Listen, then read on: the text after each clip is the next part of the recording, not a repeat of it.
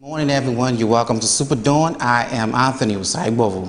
And on this edition, we shall be talking about leadership. Well, the fate of a country depends on largely its leadership, those that make the country go forward.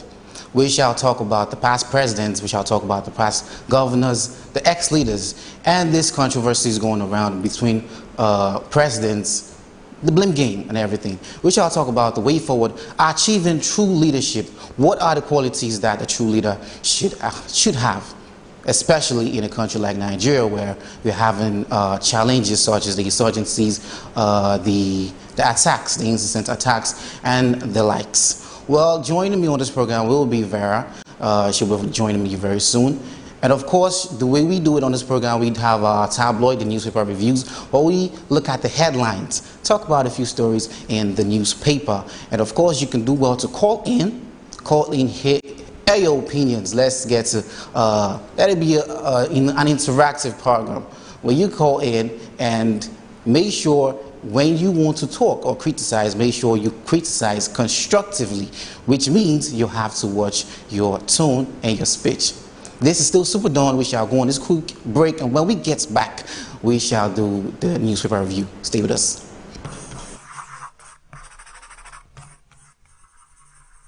SuperDawn, your daily live current affairs program where topical issues that border on politics, economy, sport, and sizzling national issues are analyzed, now holds every Monday to Friday to 10 a.m. on Superscreen Television. Let your voice be heard. Join us.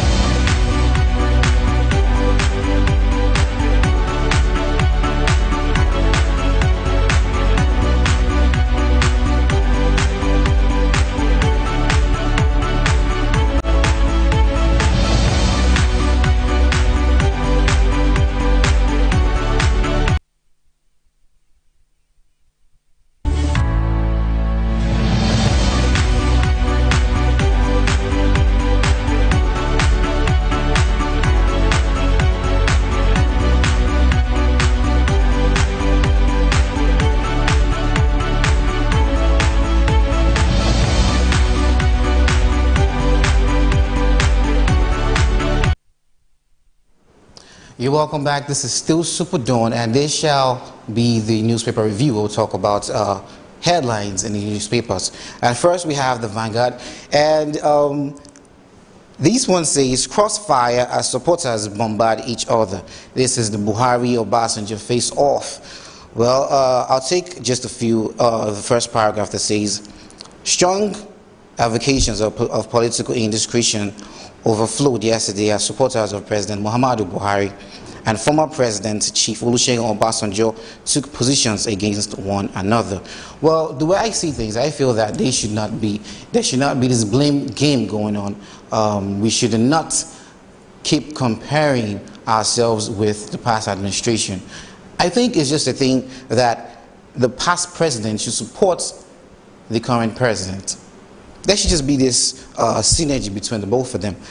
Well, I hope that they shall come to a conclusion, and all of these allergies and these allegations and all of this blame game going around parties and presidents should stop, and we should just unite as one and move the country forward. This one says, "Amnesty reports DHQ alleges plot to destabilize Nigeria." protest over alleged removal of NPDP members from CT. Right now, there have been factions. There have been stories of factions, both in the PDP and the APC. And these has been causing some kind of drama in the past few weeks. And that is when it comes to mind that all of these things are just politics. Regardless, I feel that party members should just have some kind of meeting and just go on with it. The ruling APC party right now should not be talking about the party, but we should be talking about the administration, moving the country forward. This one says, service chiefs at Senate demand special funding and security. That is something that we need to look into. It's understandable that insecurity in Nigeria is at a very high rate. We don't need to overflog this, or rather, we cannot overemphasize on this, because at the APC World Congress recently held around nationwide, there were reports of killings. That is to say, if someone could actually wake up in the morning and decide to go and vote someone into power, what's the person's mindset? When the person hears that there is some kind of insecurity going on, there is some kind of death threat, there is some kind of situation whereby I go and vote and I lose my life. This is where the insecurity needs to be up and doing. This one says 400 million naira for trial. Metu made my court look like accident scene. This is coming from Justice Bank. My father raped me for 4 years, says 18-year-old girl. I don't understand why in Nigeria right now we're still having stories like this. Just yesterday there was something going around social media about a man who you needed to have seen this video. It was devastating. Some people, to an extent, yesterday morning I couldn't eat because of this video where a man slaughtered his wife and put in a bucket. Now, right here we're having a father raped an 18-year-old girl. Now, these things happen in the families. In Africa, we are known to be people very keen to family. We are known for family bonding. And I don't know where to start from, but somehow, some way, I just feel that if you have a heart right there, you should think, well, what is that going to do to the mind of the 18-year-old child? What is that going to do to the youths? What is that going to do to those that hear about this? Okay, that will be all for the Vanguard newspaper. Moving on next, I would take the Daily Trust, or rather the Punch.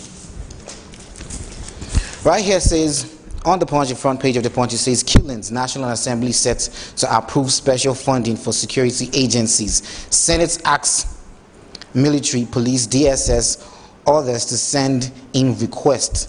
Good one, very good one, very good one. The National Assembly is set to approve special funding. Yes, the security agencies in Nigeria, both from the SSS, the DSS, the police, army, we need funding, because if you look at the insurgencies, if you look at the attacks going around now, you get to see that most of these people that we are fighting are having even more sophisticated weapons, guns, AKs, and the rest of them. And the police, when you walk through the roadside, you see policemen with guns that are about 20 years old, very old. There's a picture I saw where a policeman took his gun to the weather and they were doing some kind of constructions on it. Well, I feel that this is a good one. It's a step up for the security agencies. Now they don't have any excuse. We just need security in Nigeria. We cannot overemphasize on it. Bandits abduct 21 passengers, kidnap 10 others in Kaduna. Insecurity again.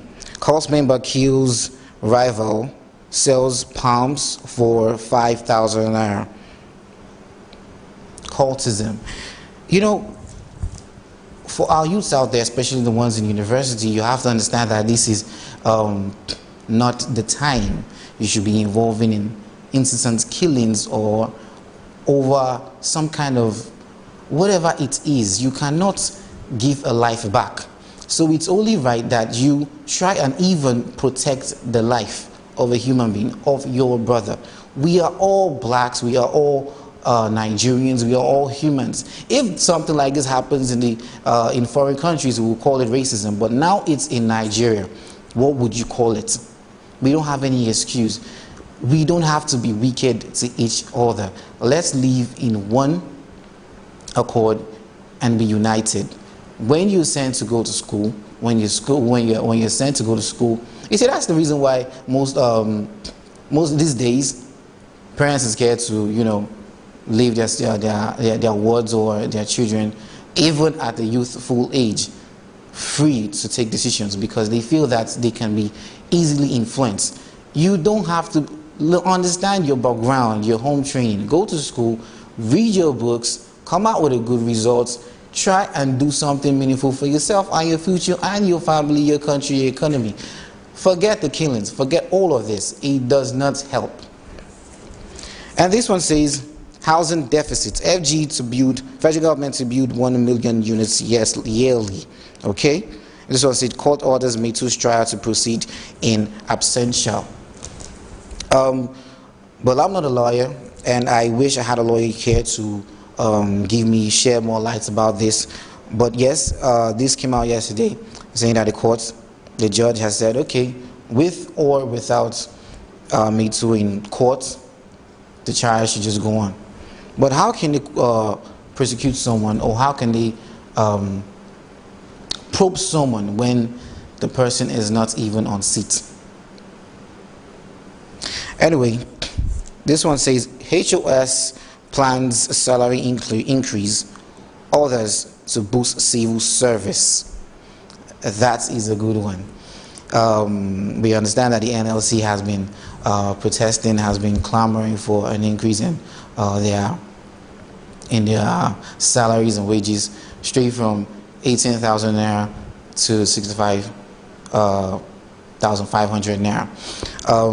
We understand that in Nigeria right now, to survive in Nigeria, you cannot leave anything off your minimum wage. Not even your transport. Your 18,500 naira cannot even cater for your transport, your feeding.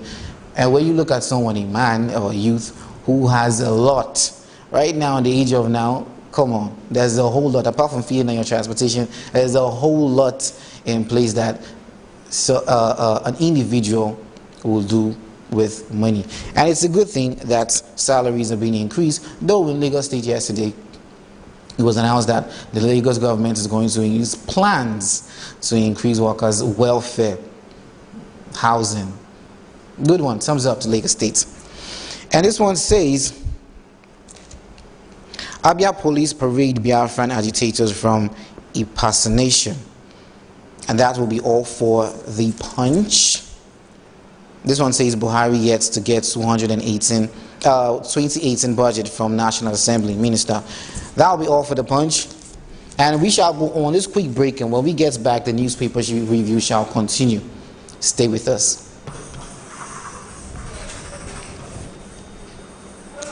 SuperDawn, your daily live current affairs program, where topical issues that border on politics, economy, sports, and sizzling national issues are analyzed. Now heard every Monday to Friday, 8 a.m. to 10 a.m. on Super Screen Television.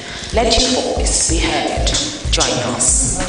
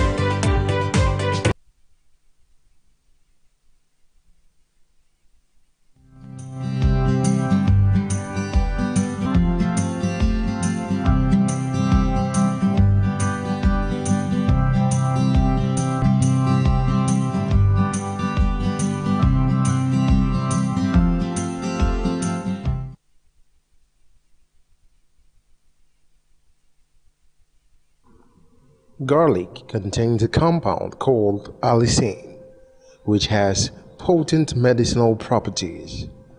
Garlic is a plant in the allium onion family.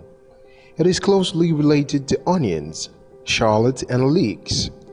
It grows in many parts of the world and is a popular ingredient in cooking due to its strong smell and delicious taste. This compound is known as allicin and is also responsible for the distinct garlic smell. Allicin enters the body from the digestive tract and travels all over the body where it exerts its potent biological effect. Garlic is a plant in the onion family, grown for its cooking properties and health effect. Garlic supplementation is known to boost the function of the immune system. Studies show that a daily garlic supplement reduced the number of colds by 63% compared with placebo. Cardiovascular diseases like heart attacks and strokes are the world's biggest killers. High blood pressure or hypertension is one of the most important drivers of these diseases. Human studies have found garlic supplementations to have a significant impact on reducing blood pressure in people with high blood pressure. Effects on longevity are basically impossible to prove in humans, but given the beneficial effect on important risk factors like blood pressures, it makes sense that garlic could help you live longer. The fact that it can fight infectious disease is also an important factor because these are common causes of death, especially in elderly people with dysfunctional immune systems. Garlic has known beneficial effects on common causes of chronic diseases, so it makes perfect sense that it could help you live longer. Garlic was one of the earliest performance-enhancing substances. It was traditionally used in Asian cultures to reduce fatigue and enhance the work capacity of laborers. The last one is not the health benefit, but still important. It is the fact that it is very and easy to include garlic in a current diet. It complements most savory dishes, particularly soups and sauces. The strong taste of garlic also adds a punch to otherwise bland recipes. Garlic comes in several forms, from whole cloves and smooth pastes to powders and supplements like garlic extract and garlic oil. The minimum effective dose for therapeutic effect is 1 clove eaten with meals, 2 or 3 times a day. However, keep in mind that there are some downsides to garlic, such as bad breath. The active compound allicin only forms when garlic is crushed or cleaved when it is raw. If you cook it before crushing it, then it won't have the same health effects. The best way to consume garlic is raw, or to crush it and cut it and leave it out for a while before you add it to your recipes. Garlic is going to provide you relief from that stubborn cold and flu. Yes, they absolutely love you and never want to leave. Taking 2 to 3 cloves of raw or cooked garlic a day, or sipping some garlic tea with a touch of honey or ginger to lift up the taste, is not only going to relieve a stuffed nose and cure the cold, but also build your immunity against these frequent visitors over the time. Garlic is one of the best kept medicinal treasures of the past era. It has been used as an antibiotic to treat bacterial, fungal, and parasitic infections for the last 7,000 years. Studies suggest diluted garlic extract help children with tapeworm infections. A garlic-based mouthwash may not sound like fresh, minted bread, but a very small quantity of its extract is sufficient to ward off cavity-causing bacteria. The invigorating properties of garlic, protecting the skin from the effect of free radicals, and slows down the depletion of collagen, which leads to loss of elasticity and aging skin. Applied topically, garlic does wonders to skin infected with fungal infections and provides relief from skin ailments like eczema. It also has an effective remedy for fungal infections like athlete's foot and ringworms.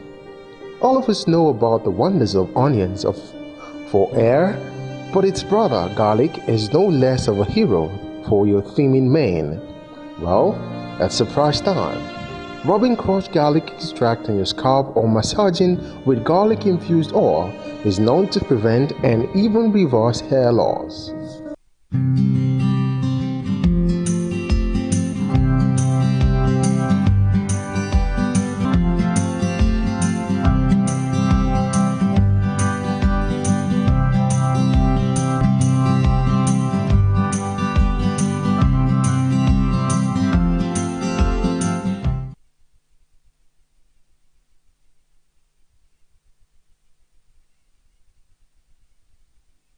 Wait to.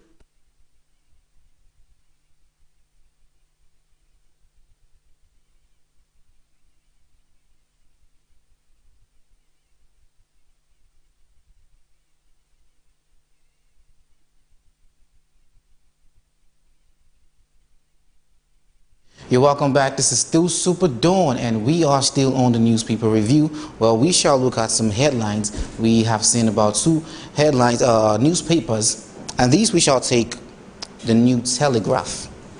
This one says how soldiers starved raped women in IDP camps.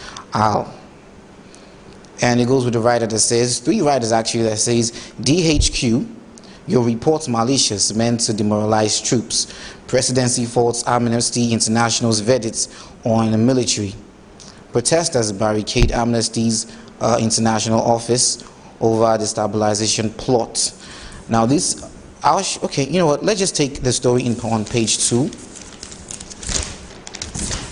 That says, thousands of women who fled their homes to escape the bloody onslaught of Boko Haram terrorists in the northeast of Nigeria have accused the Nigerian security forces deployed to rescue them of taking undue advantage of them and subjecting them to starvation and sexual exploitation. In a new report to be released today and obtained by New Telegraph, Global Human Rights Watch Lord Amnesty International AI said that rather than receiving protection from the troops deployed from counter-tourism, these displaced women and children and young girls have been forced to succumb to rape in exchange for food. Now that right there is, what word? Devastating, heartbreaking, is I don't know. I mean, you are supposed to protect the lives of the people, and instead you take advantages of them. Now that right there is a downside of the military. If this is true, if these allegations are true, I think that they should be probed, it should be looked into and investigated, and something needs to be done. We keep talking about domestic violence and assaults, and it goes here and there. You, as a protector of life, you are not supposed to indulge in that. So that right there is not a good one from the military. And here says protesters barricade Amnesty International's office over the stabilization plot. Deputy Speaker Yusuf in 1.1 billion naira water contract scam. In flagrant disregard for the code of conduct for public officers and the Public Procurement Act, the Deputy Speaker of the House of Representatives, Mr. Lasum Yusuf, an engineer, has been found to be using his personal company to win contracts amounting to about 1.1 billion naira from the federal government through the Ministry of Water Resources.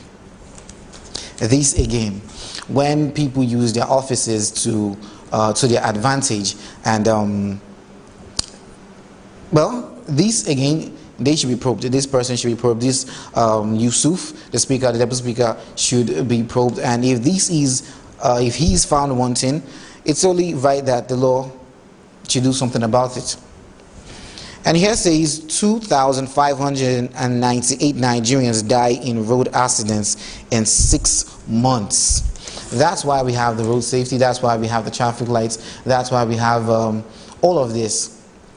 That's why even the policemen are on the roadside, because the road, the traffic, this is something that causes death, all kinds of havoc in the country. When you look at this amount, this is a huge amount, 2,598 Nigerians in just 6 months in road accidents. We're not talking about AIDS, we're not talking about insurgencies. This is just we ourselves indulging in speed and all of this. I only think that it's right that we obey the traffic rules. It's only advisable we take away vehicles that are bad, and we just adhere to the speed limits. Another story here goes how soldiers starved rape women in IDP camps. AI. We have taken that story before. Here it says here, President Buhari yet to receive past budgets. This is coming from Udoma.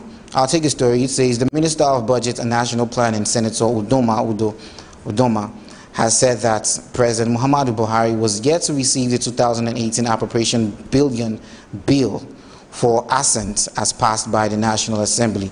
The National Assembly last week, Wednesday, passed an appropriation bill of 9.1212 trillion for 2018.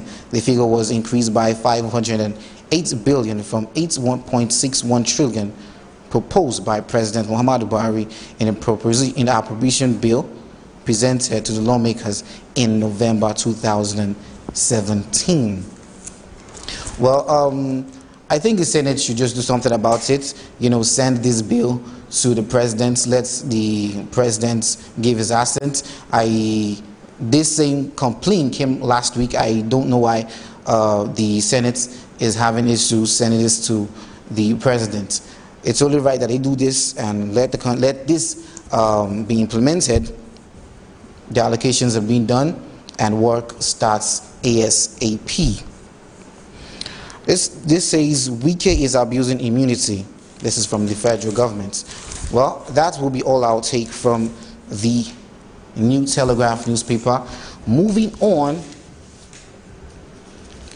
to the Daily Trust, I'll take a few headlines, then we shall go into our topic.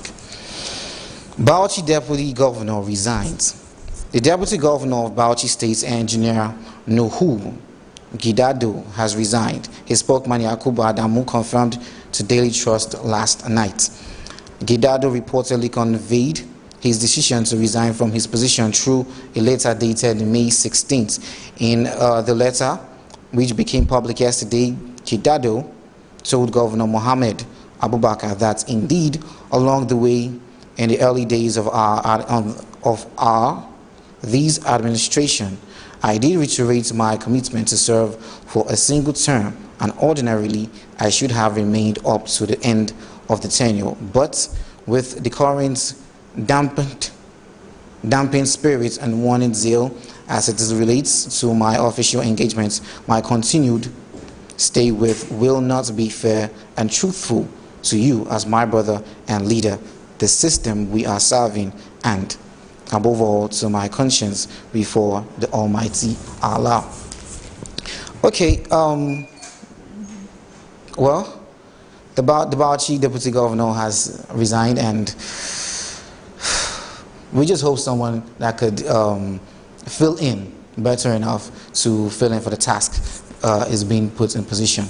Well, that will be all that we take from the Daily Trust, and that will be all for the newspaper segments, the newspaper review segments. Up next, we shall talk about leadership with Vera in the studio. Stay with us.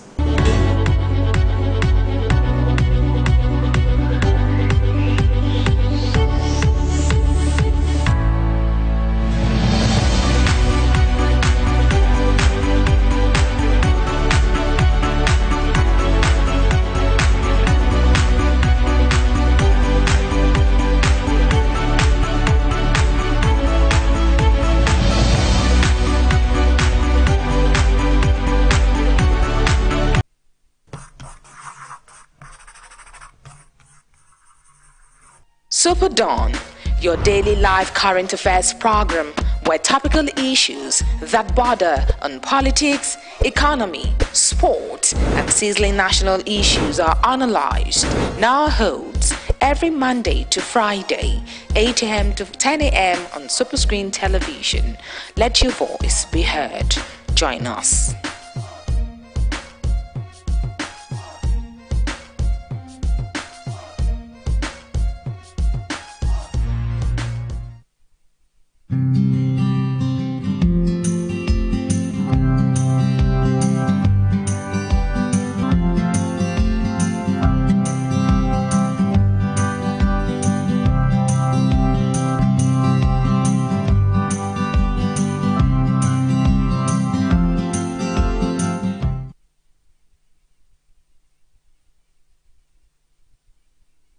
Ginger is a very popular spice that is used widely in cooking and can be processed in a variety of ways.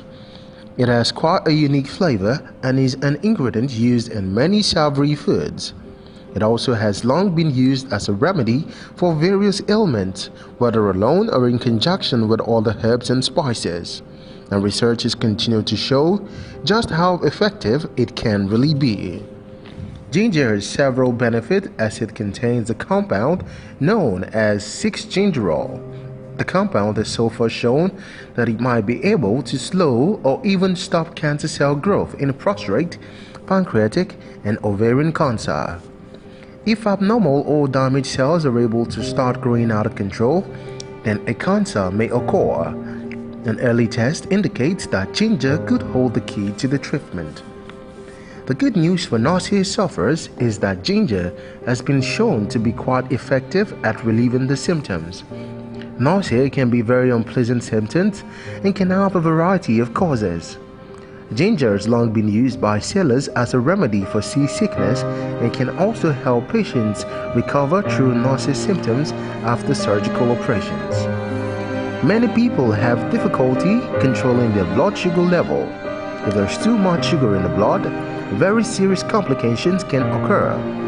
Studies have shown that consuming just 2 grams of ginger powder every day can reduce blood sugar levels by 12%. It can also make improvements of around 10% in the long term. It also has a positive effect on oxidized lipoprotein, which can have a significant effect on heart diseases.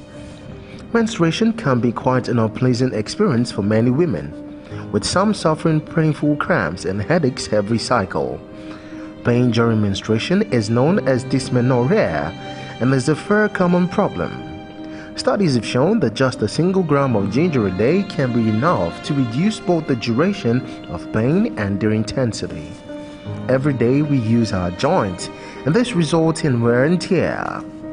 Over time, this can result in a condition known as osteoarthritis, which is a fairly common ailment amongst older people. It can be very painful and can lead people to be unable to use their joints effectively. Studies have shown, though, that symptoms from osteoarthritis can be reduced with the help from ginger.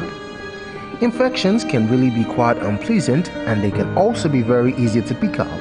Though there are treatments available, it would clearly be not to get an infection, but ginger could help. Ginger contains a substance known as gingerol, and studies have shown it to be very effective in combating infections such as bacterial infections, viral infections, and some fungal infections. Stomach ulcers are painful lesions that are found on the stomach's internal lining. They are caused by a lack of protective mucus that protects the stomach's internal lining, allowing the lining to be harmed by stomach's digestive enzymes. Stomach ulcers are less likely to occur among people that consume ginger powder. One study shows that ginger can be effective at helping to prevent aspirin-induced stomach ulcers, in particular by blocking the activity of the enzymes responsible. One of the main causes of indigestion is a delayed emptying of the stomach, while an inability to digest as effectively as usual is also a common cause.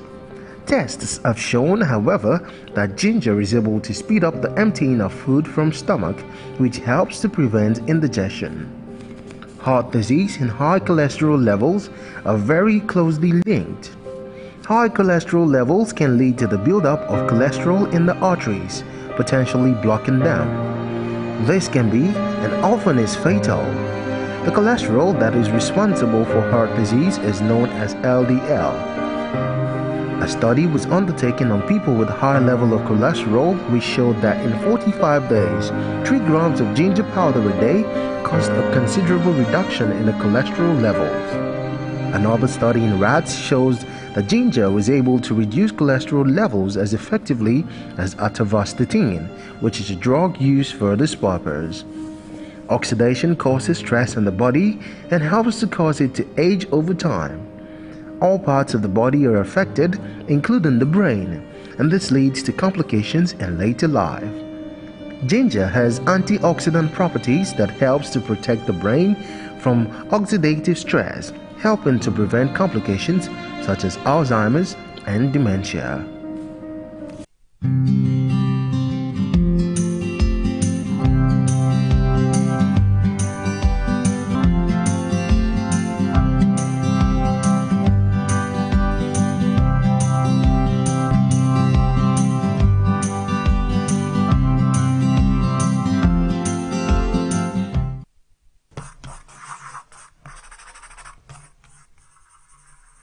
SuperDawn, your daily live current affairs program where topical issues that border on politics, economy, sport, and sizzling national issues are analyzed, now holds every Monday to Friday, 8 a.m. to 10 a.m. on Superscreen television. Let your voice be heard. Join us.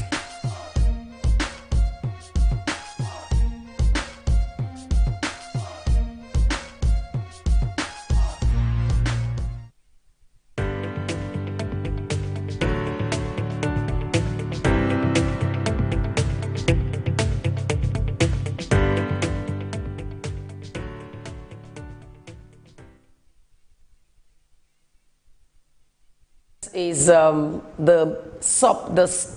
main topic we're doing for today. We're looking at governance and leadership in Nigeria. Well, I was going through, Anthony, good morning to you. My name is Vera Osopo. I was behind the camera watching the newspaper review. Loads of stories came up this morning. Yes. We had the case of the Buhari, President Buhari, and the passenger Saga, where he has alleged him to misspend the funds which was allocated to the power sector. And we had cases of party politics. We had cases where the army has been alleged by the IE of taking advantage Of the IE? The AI. Okay. Rather, the AI taking advantage of IEP camps, females, using them for sexual assault and the rest of it. Okay, but lots of stories came up, and maybe tomorrow, maybe we'll treat some of those stories. We're looking at the power project where there's been a face-off between the former president, Olusegun Obasanjo, and our president. Is very important. And also we saw something in the papers that caught my fancy. The Bauchi deputy governor resigns. Lots of things are just happening. And we're expecting the Ekiti, Fayemi, we're expecting the minister to also resign. Lots of things happening in the daily. We're just still looking out for it. Let's see if what he said, if he's going to adhere to his word. Okay, let's see how it goes. But this morning we want to look at governance and leadership in Nigeria. Well, if you look geographically where Nigeria is located, you see that it's located at the western region. And looking at Nigeria and looking at how far we've gone in leadership, one begins to question the integrities of some leaders in the country. Do you think governance is something we can appreciate in Nigeria? Do you think our leaders are living up to expectation? These are more is what we're going to be looking at this morning, and the phone lines will be open. You can also SMS us, get us, tell us your views concerning governance and leadership, especially in this part of the world called Nigeria. Qualities and credible, you can say credibility is needed when we're talking about leadership. But in Nigeria, we have a unique way in administrating leadership in this country. And so we will, go on this break. And when we come back, we talk more on that. Don't forget that we're looking at governance and leadership. We'll be right back.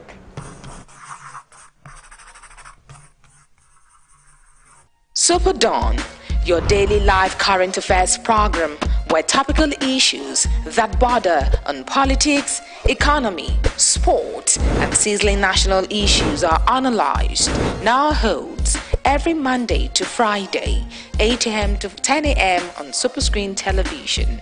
Let your voice be heard. Join us.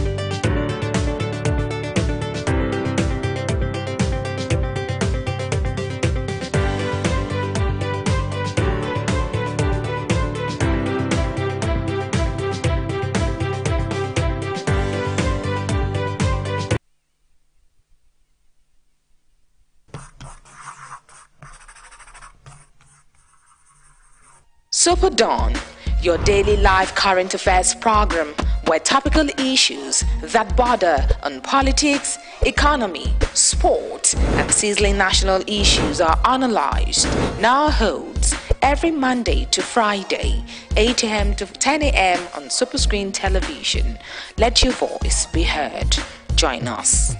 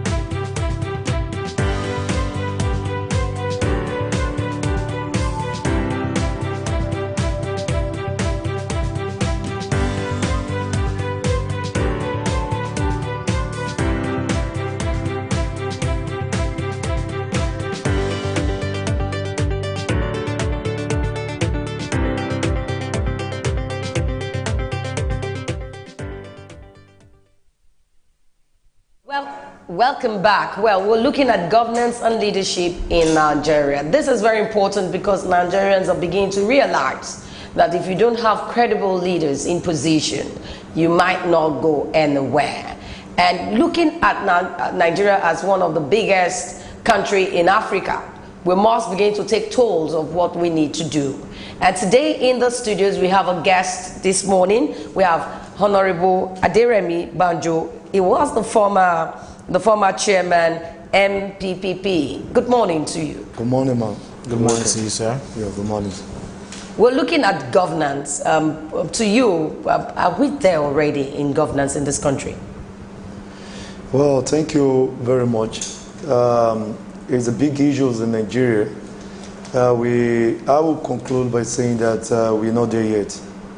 Because looking at the years and technological age in this modern age, you know that if America was supposed to handle things, sometimes we claim that they've had their independence, over the last 200 years or whatsoever, and we are still young and independent, but we don't have to look at it. We have to look at the relative values, those things that we can access now, that could make us to move probably better than any other people that will have had it very long time ago has done it.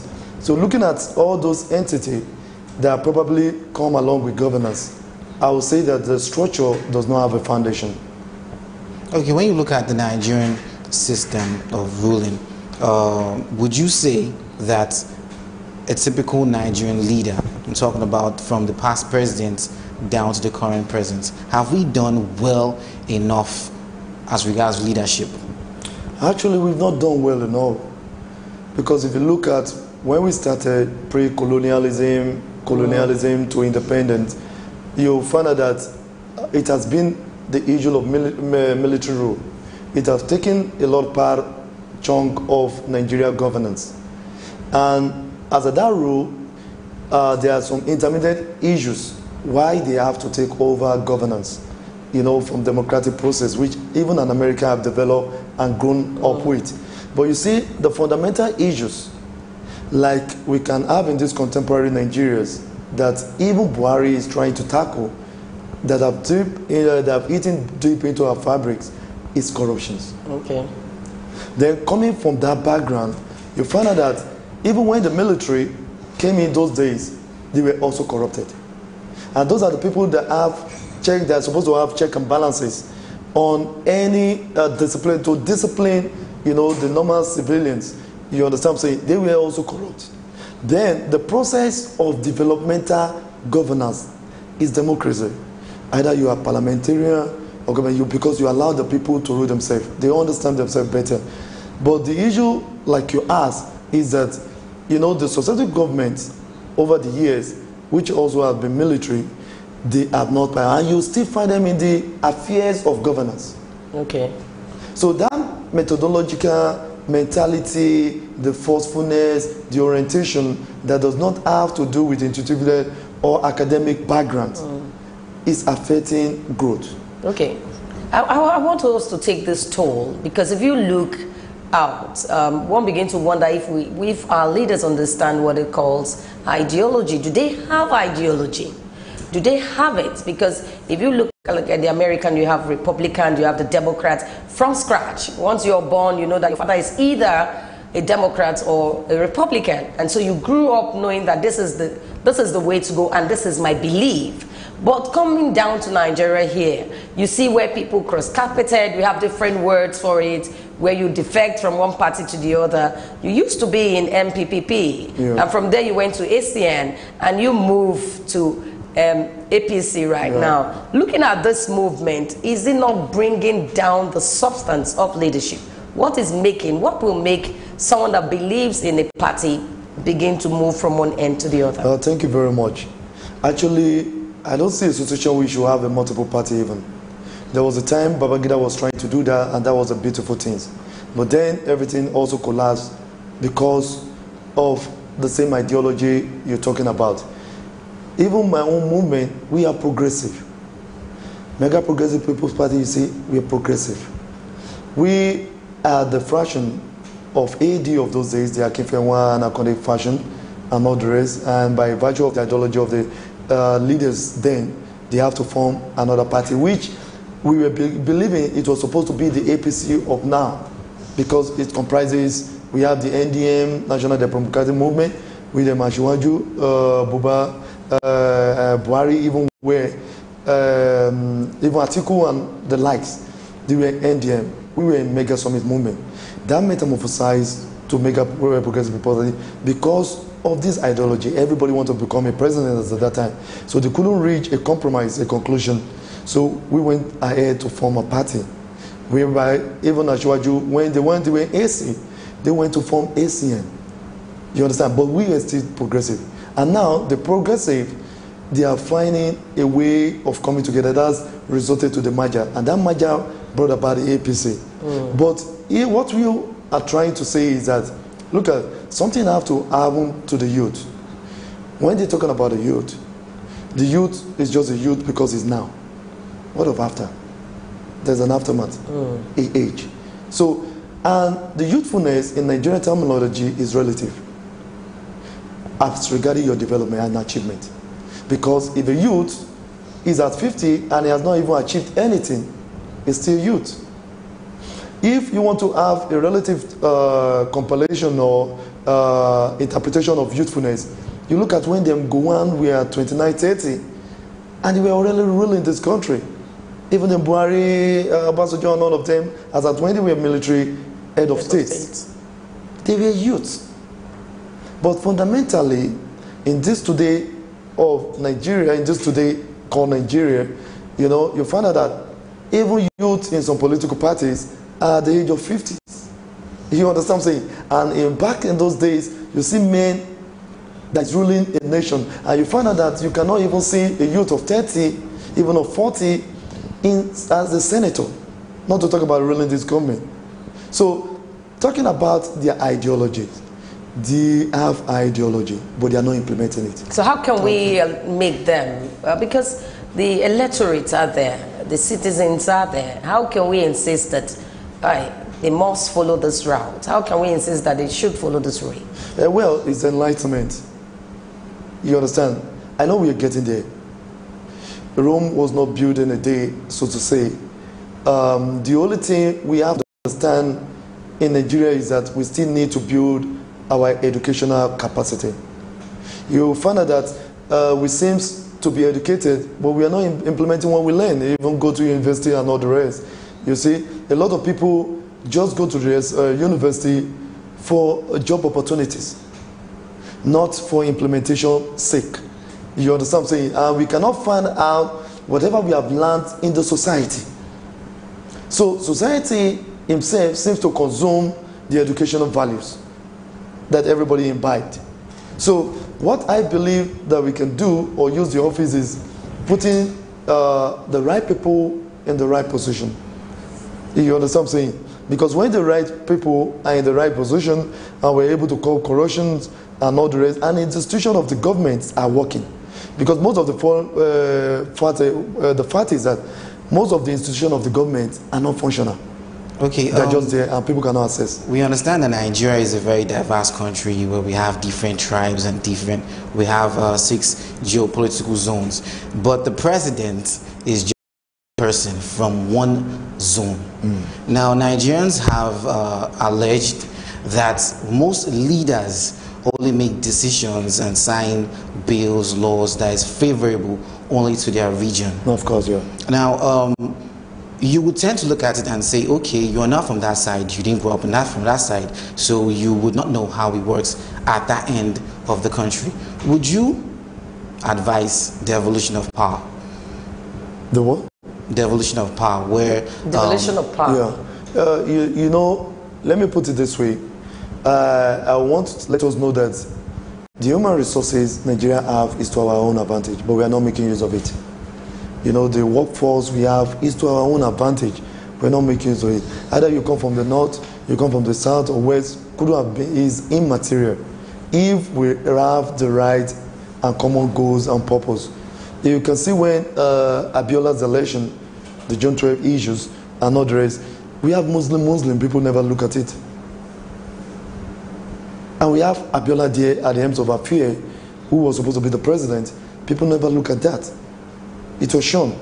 Party politics, and you know, these things have so deteriorated that people will ask you, do you have money to contest the election or the brain? People don't ask, what do you want to offer? Do you have the brain? Do you know what they are doing there and all the rest? Let me take my constituency for an example now. I'm running as an aspirant under APC for House of Representatives. We have an incumbent now who is the majority leader, and he has run about 4 times. And now there is a saying that talk about in America it is done this way. Like what you are saying, the constitution is con to the favor of some certain people, either in governance or elites, you understand, in the society, to rule the people.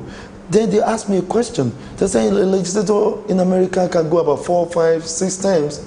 And I ask the question too, if you are my legislator representing me and you know that a legislator can go about 4, 5, 6 times in the House, either in the National Assembly, have you also legislated for my welfare the way an American citizen also assess some other values, some other favorable dividend of democracy? Have you also legislated in that capacity? If you have not legislated in that capacity, you are enjoying what you are enjoying that I've given you my vote for, then you're not supposed to be there. If at any point in time the Constitution needs to also be reviewed, if not the Constitution not review, that even look at the legislative amidst the executive and judiciary. The executive is getting themselves right. They are trying to sanitize the judiciary. But the senatorial capacity, you know, they have not been check and balances. Your views, anyway, I must say. It's Thank you. Your views. So go ahead. So, at any point in time, in my opinion, I want to see in Nigeria, we give opportunity to both the masses, to the downtrodden, irrespective of the region, either the north, the south, and the, because that's not our issue. The issue is ourselves, the sentiments that we have when we are given the mandate to run for an office or we are selected as a candidate. And that's why I give you the background of my own constituency. If you have to go to Senate, we should review things, because policy is not, man is not meant for policy, but policy is meant for man. So we are using a mechanical approach to governance instead of humanistic approach. Okay, I must come to this level where lots of people have alleged that in politics in Nigeria especially, we have what we call godfatherism. The godfather sits and says this is and it might be the head of the party, and he says this is the person that I choose, without undermining the fact that that person might not even be able to deliver. Then we'll look at godfatherism. Do you think it's affecting us? Don't you think we need to change from that norm? Well, especially looking through the eyes, the lens of leadership. Okay, thank you very much, ma'am. What I see is that God is the father to all. You understand what I'm saying? But people just, you want to be relevant, so you dodge under someone another. I use my case as an example. When I came to this party, you know what you have, you know who you are, and when you are a store, people look out for you and others. Godfatherism have ever existed in Nigeria, and is our orientation. We tend to hide at the back of someone, and by virtue of what is happening now in Nigeria, there is deregulation of that godfatherism. The power is trying to get decentralized. Look at what happened recently in APC when we have parallel. For the first time, after how many years, even in AD, in Lagos State, we have a parallel. In some states, we have a parallel. For the first time in 2015, power is shifting, and they talk about the power of incumbency. So people are waking up. There's a awakening of political vibrancy, even in every individual. Yes, though godfatherism exists, but I'm telling you, it's wearing away. So how can leadership reflect in the lives of the citizens? Because it's very important. If you say I have a leader, my constituency leader, and he's representing me, I should be able to feel some presence of that leadership. But why is it that most times we don't get to feel the leadership quality of the people representing us? Every year, basically, you might not feel that, because even the elites, the working class, sometimes you don't see them in the politics, in the political circle. They are wait until when every other political party gives you people to go and start weighing who to vote for. Okay, let me just give you an example. If somebody is supposed to be going for House of Rep, even a councillor or a chairman from the constituency that was supposed to be voting for, well, neither go to school, never had an education background, neither have no working experience, political party A brings out someone who does not have a political experience or a working class experience or educational experience. A political party P also brought someone out in that likes also. And you have to choose between one. What kind of governance do you expect? Then these people grow from one process of leadership to the other, either from metamorphosized from either a councillor to a chairman, from a chairman to whoever, and all those kind of things. And that's why we keep having issues. So my own advice in formulation of leadership is that those elites, the organizational people, you understand what I'm saying, should also involve their being in political arena, be partisan. Don't wait till when even the political parties have nominated their candidate. Because what people keep asking you, do you have money to contest an election? And I ask them, where is the brain? Must it be money? Then, which means if you take election in that capacity, then you've taken already, you've built out a situation whereby even the masses might not be able to go to school, because you're going to say it has to take finance. Okay, first, you talked about parallelism in parties, and you said this means that people are now waking up. People have alleged that this parallelism weakens the party. What do you have to say about that? Well, doesn't it? Nobody will want oppositions. But in whatever capacity, when you don't have people to oppose you, you might not see your lapses. In the same party? In the same party, yeah. Opposition is good for a build-up. You have your check and balance. Even pre-colonial days, when we have traditional ruler leading us, even let me take Oyo Empire and some other empire and others, you have the Oyo Mesi and others, they have to tell the king, you're not doing it right. Even at home, you have your wives, there are check and balances. Any institutions that we have that we don't have check and balances is going to run. Though it's weak in the leadership, but that is if the leadership is doing the right thing. Do you understand what I'm saying? Okay. But if you're doing the wrong thing, you understand what I'm saying? People must be able to tell you, let's check it this way. Except if it's not in context of rebelliousness. Now, talking about checks and balances and the right way or the wrong way, let's come into the Senate. Okay. We understand that right now the Senate House has been filled with so much drama recently. We've had the Mace theft with Omar Gege. We've had the Dino Molai case. We've had Most recently, we had the president of the Senate's House, Bukola Saraki, involved with an alleged police plot by the IGP, whereby these bandits that were caught mentioned Bukola Saraki and the Kwara State Governor as their sponsors. What do you have to say about all of these things happening in the Senate? Do we even have true lawmakers? Well, I will tell you that normally by virtue of the Constitution, we created the legislative arms, and we expect people to do their duties. Firstly, the primary assignment of any legislator is to represent his people, not his interest. And that's why I say back to my constituency, when the incubate is talking about being a speaker, what's my issue with being the speaker? What about my own welfare? I didn't say you don't send a child to school to become a class captain. You send a child to school to go and read his book. And the mother will be more proud, or the parents will be more proud of a child that goes to school, not to become a class captain, but go to school and be meaningful first to himself and to his parents and have a pedigree. If I don't have a dividend of democracy and I'm sending you down there, at the end of the day, that's why you have the issue of the calling of Malai, Dino Malai the other time, from his constituency. But I knew that thing was not going to scale through because it will form a basis for every other legislator.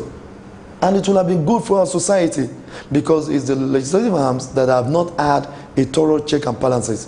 Because by constitution, the legislator even can summon the president, summon this and summon that. Who summon the legislators? Who bring them to book? Who check them? Somebody must be able to check you, if not, you become a god. Are you saying that the legislators, are you saying that they were wrong in some of their actions? Is that what you're telling me? I wouldn't say they're wrong because I'm not there, because normally they are humans too. You understand what I'm saying? We are just telling and making people realize that there are fundamentals. Your primary assignment there is to your people. Yes, you can have an oversight. What about the executive? Because we're not just looking at the legislators, we're looking at leadership. What about the executives? We've seen where these legislators have invited some personalities and they turn it down. Looking at the executive, the legislature, even the judiciary, don't you think there's a lacuna missing in our system? Yeah, thank you. You cannot be a judge in the case you have a bias or interest. That's administrative law. So when even the Senate must sit down properly and make sure that people are able to assess them, is the way people assess you that profound leadership.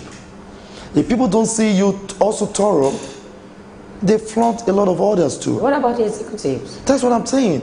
If for the legislature, you see a lot of dichotomy between the legislature and the executive. You see a lot of bill that Buhari will say is sent to the House and they'll float. And when it comes to their own, they protect their own.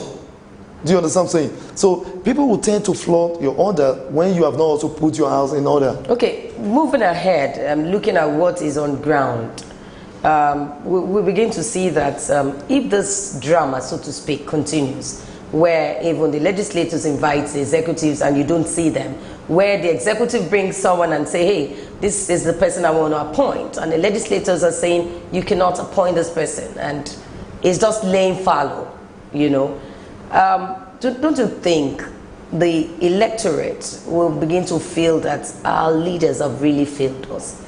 Are we supposed to be paying back each other, or we're supposed to be looking at those that we are leading and lead aright? Yeah, thank you very much, Ma. The problem started when the APC cannot hold the house. That's where the problem started. Because the party have a manifestos. And those party manifesto ought to count in any leadership.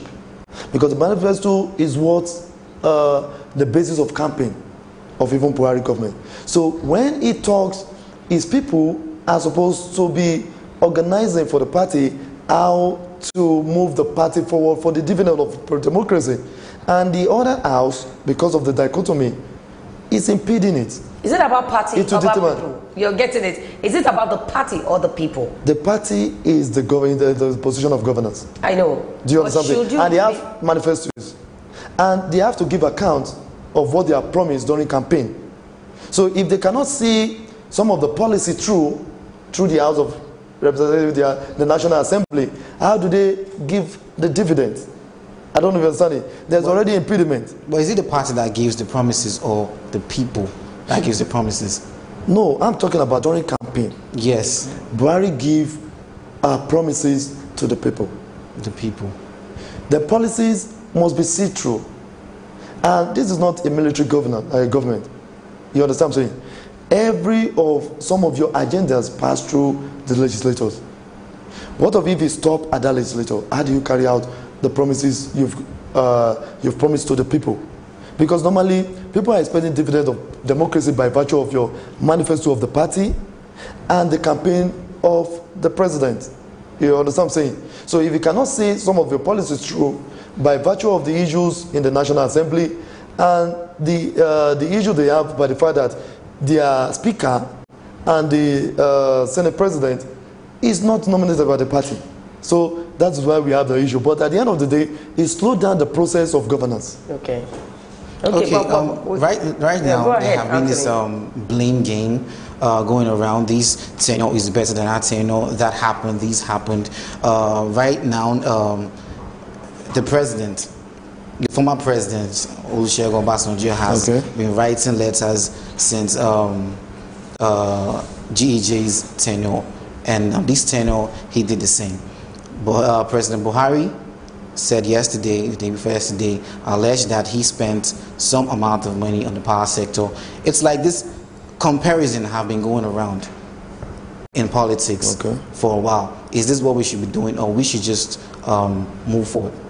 We are supposed to move forward. Focus on leadership. On leadership. You know, the fundamental issues now that I see is, aside from tackling corruption, security. No man can sit in his house and eat food when he knows it's not secure.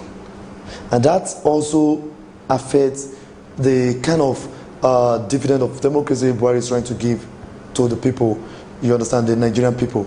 Because when there's no security and when people know that their lives are not safe, there's going to be an issue. The more especially, see, you don't expect people not to talk in governance, especially when they are sitting at the opposite side of the fence, when you are not in it. I see the vice president coupled with the president. The vice president is someone that I have a kind of working relationship with during the campaign, and I know that his position there is a vibrant person. Okay. Looking at it, it's looking as though you're just giving accolades to the president and the vice president, but we're looking at the people, the reflection of what this leadership is bringing down to the people. Looking at the grassroots, do they have food to eat first? And aside food, do they have education? Do they have good health facilities? Because this is what we're looking at when we say leadership. But we must wrap up this edition of the program now. We will definitely invite you someday to be part of us. Well, your final word. My final word is that for those, I want to see APC, by God's grace, if what is good for the goose is good for the gang, by the fact that the leadership at the state during our Congress said people should not go, that have gone for the executive position for the party twice should not go. Let it also replicate in the elective positions. In so Nigeria. That, yes, we can have more youths, because by the time people stay 16 years and somebody have grown, how do you want to have youth in position of leadership? So even as a senator and other, if you don't have contemporary people for their age, you understand what I'm saying, being in position of governance, then they might not be able to do what it's supposed to do. We want to thank Honorable Aderemi Banjo. He's the former national chairman, MPPP, and that's the Mega Progressive People's Party. Thank you for coming on this segment. Thank you very much. God bless you. Well, we are at home. We'll go on this break. Coming in is the SuperDawn Sports. Stay with us. We'll be right back. SuperDawn, your daily live current affairs program where topical issues that border on politics, economy, sport, and sizzling national issues are analyzed. Now holds every Monday to Friday, 8 a.m. to 10 a.m. on Superscreen Television. Let your voice be heard. Join us.